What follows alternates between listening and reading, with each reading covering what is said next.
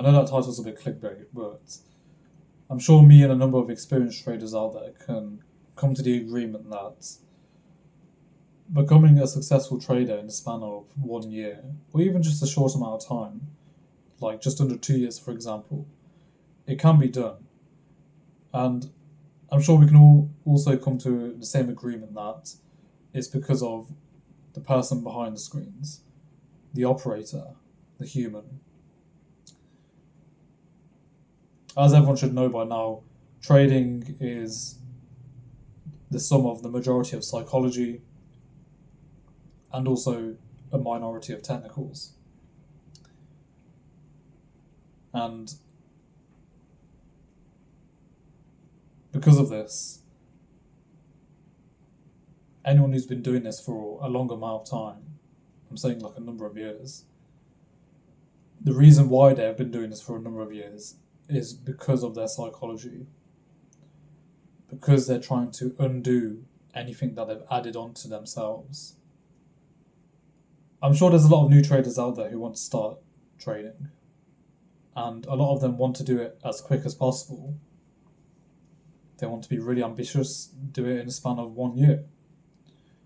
But the ones who have actually been able to do it in a span of 1 year, they are exceptions, they are anomalies. But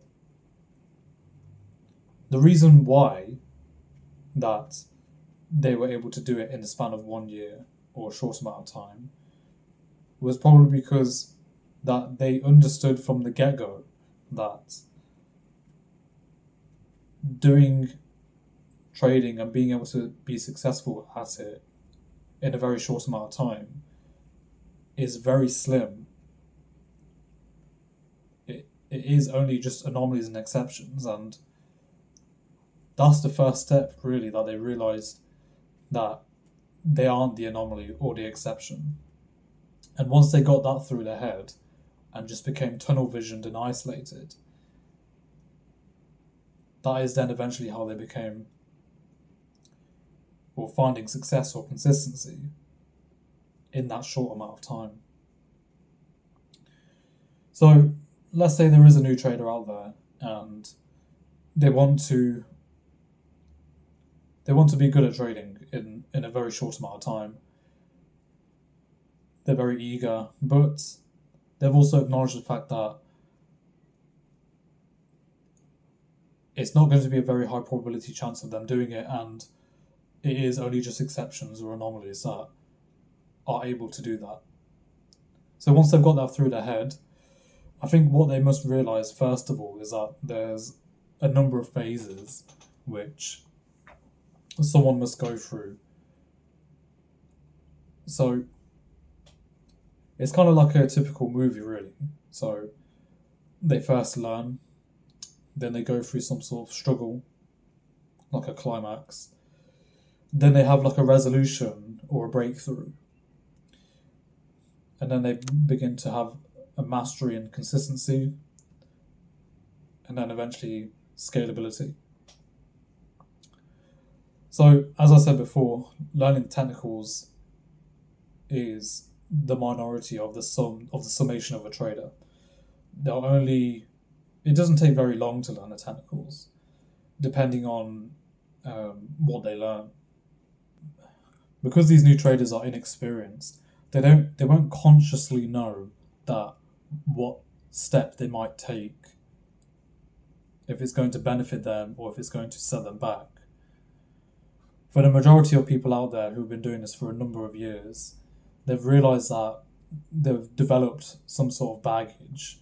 They've put things on themselves which has made them take one step forward and pretty much two steps back.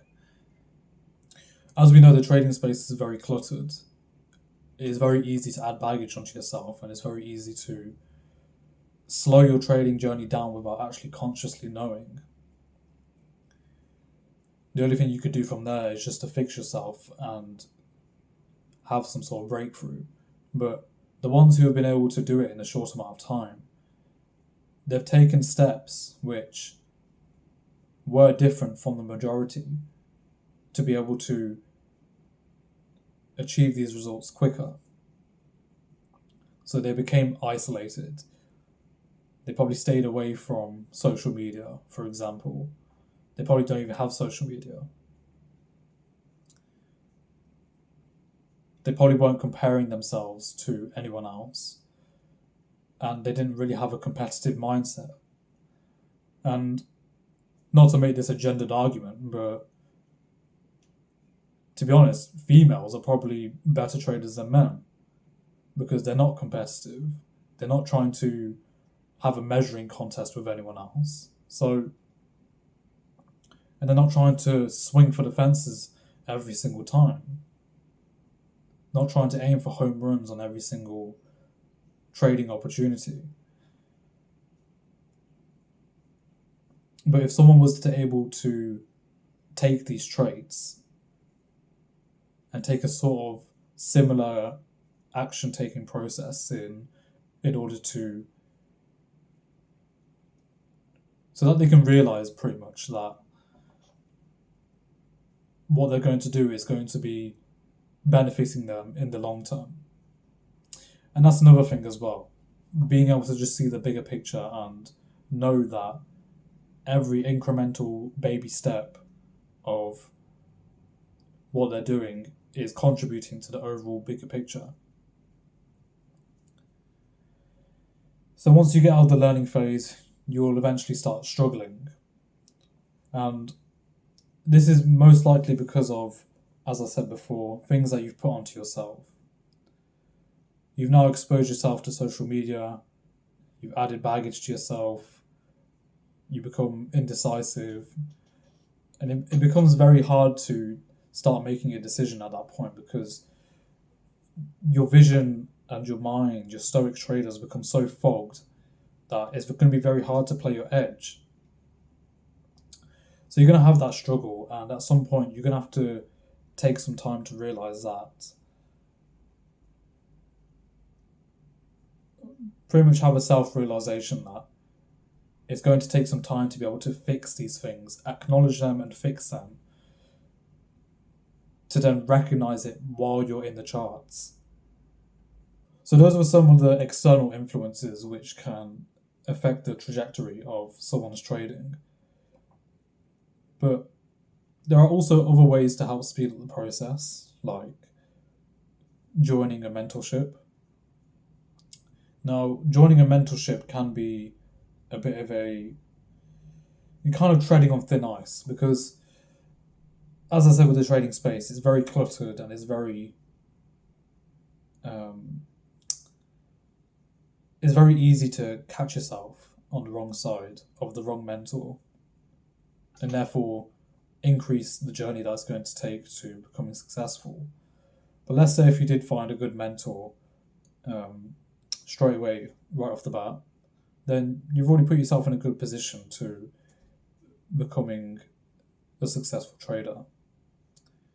You will have an external opinion on your work from someone who's been doing it for a lot longer than you have.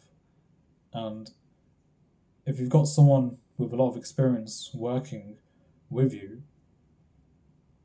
then it'll be very easy for someone like them to point out the obvious mistakes that you're going to be making. And if you didn't take a mentorship, these are things you just wouldn't realize until later on down the line when you eventually start journaling or when you eventually have that self-realization that it's you that's the problem. Because that's obviously what journaling is. It's outsourcing your thoughts and your decision making of what you saw and your thought process to something that you can read in hindsight. Having a mentor is kind of like a living journal in the sense that they're listening to you and seeing what you're doing by physically asking you and then giving you the feedback, which is basically what a journal is. But instead of it asking you to put things in the journal, in it, you're putting it in, and then eventually your future self in hindsight will read that back as feedback, as a realization as to what you did wrong, to refine your thought process and your decision making skills. So having a mentor speeds that up. The mentor can help refine your knowledge there and then in a very short amount of time. I've got a few other things written down as well, which might sound boring to most people, but as I said, to the ones who have been able to do this in a short amount of time, they took this on board and they did things which most people wouldn't do. So they were patient, doing the work when most wouldn't, staying in their own lane and being isolated from external influences, setting realistic goals and expectations, and taking regular breaks. These are all traits of someone who's been able to do this in a short amount of time, but the thing is, if you can't realise that these are things that have to be done, then you're most likely someone who's not going to do it in a short amount of time. You're going to hurt yourself and you're going to have to suffer before it can get through to your head. You have to get these things through your thick skull so that you can actually finally realise that you've got a lot of dead weight on your shoulders to drop before making actual progress. And so and from that point you'll make a sort of transitional breakthrough, have that self-realisation, and then you'll start achieving consistency and mastery. That's when you start seeing the account balances go green, getting a lot of more green trades. And then at that point, it comes to scalability. And then from there on, it's the sky's the limit. If I was to give my opinion on where I believe I am in this sort of story, you could say, I'd like to say I'm more inside of the struggle and transitional breakthrough, because I've come to the realization that what I'm doing is wrong, and I've also added baggage onto myself. And don't get me wrong, I've not practiced what I've just been preaching in this whole video. These are things which this is something that a successful trader who's been doing this for a number of years, this is what they would say to their younger self who first started out in trading. Anyone can say anything in hindsight, but if someone was able to actually do that while they were developing as a trader, then who knows what sort of future held for them. Well, that's everything that I just wanted to highlight in this video, and for the most part, people are going to find this very boring, but if you find this boring, then you're just part of the majority, isn't it? But if you want to be part of the minority, the ones who did it in a short amount of time, be the exception, be the anomaly, acknowledge that, take these things on board, and just stay tunnel visioned. Stay isolated, don't clutter your mind with anything you see out there, because for me, it's my job to attack these things, but as someone who's still developing as a trader, you have to stay on the defensive. Unfortunately, I can't make the bad shit that's happening in social media and the trading space go away, but I'm playing a part in it in trying to clean it up. But if you're someone who's developing as a trader and is trying to get good as quick as possible, you have to stay on the back foot and stay defensive to all the rubbish that's out there at the minute.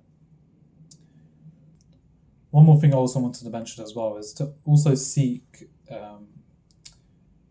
knowledge and wisdom from people who've been doing this for a long time as well. So that could mean like going on podcasts, listening to interviews. I found this very helpful to myself as well, because I noticed that, these guys are human beings as well at the end of the day. They're not gods of these markets. They also had to go through the struggles and stress of the learning curve of a trader as well.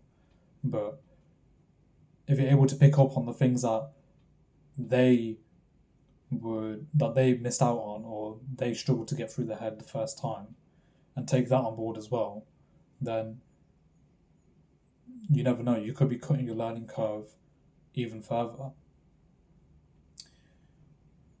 Yeah, I hope you guys enjoyed this video, and thanks for watching.